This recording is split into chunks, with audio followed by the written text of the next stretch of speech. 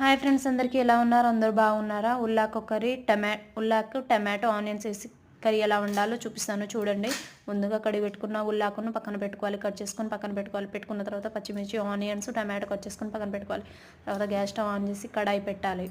కడాయి పెట్టిన తర్వాత ఆయిల్ పోసుకొని అందులో జీలకర్ర, ఆవాలు వేసుకొని వేడెక్కాలి. వేడెక్కిన తర్వాత అందులో పచ్చిమిర్చి, ఆనియన్స్ వేసుకొని బాగా కలుపుకోవాలి. కలుపుకున్న తర్వాత పసుపు వేసుకోవాలి. పసుపు వేసుకున్న తర్వాత కరివేపాకు వేసుకోవాలి. కరివేపాకు వేసుకున్న తర్వాత కలుపుకోవాలి. కలుపుకున్న తర్వాత పైనుంచి టమాటో వేసుకోవాలి. టమాటా వేసుకొని బాగా కలుపుకోవాలి.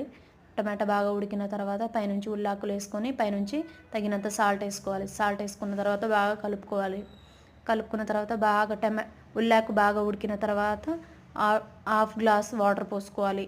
హాఫ్ గ్లాస్ వాటర్ పోసుకున్న తర్వాత బాగా ఉడకనివ్వాలి. ఉడకనిచ్చిన తర్వాత వాటర్ మొత్తం ఇంకిపోయేదాకా ఉడకనివ్వాలి. తర్వాత తగినంత కారం వేసుకోవాలి. కారం వేసుకొని కలుపుకొని అలాగే ఒక 10 minutes ఉడకనిచ్చి పైనుంచి కొత్తిమీర వేసుకోవాలి. వేసుకున్న తర్వాత పక్కన పెట్టుకోవాలి. వేడి వేడి ఉల్లాకు కర్రీ రెడీ అవుతుంది. ఈ వీడియో నచ్చినది లైక్ చేయండి. Bye bye.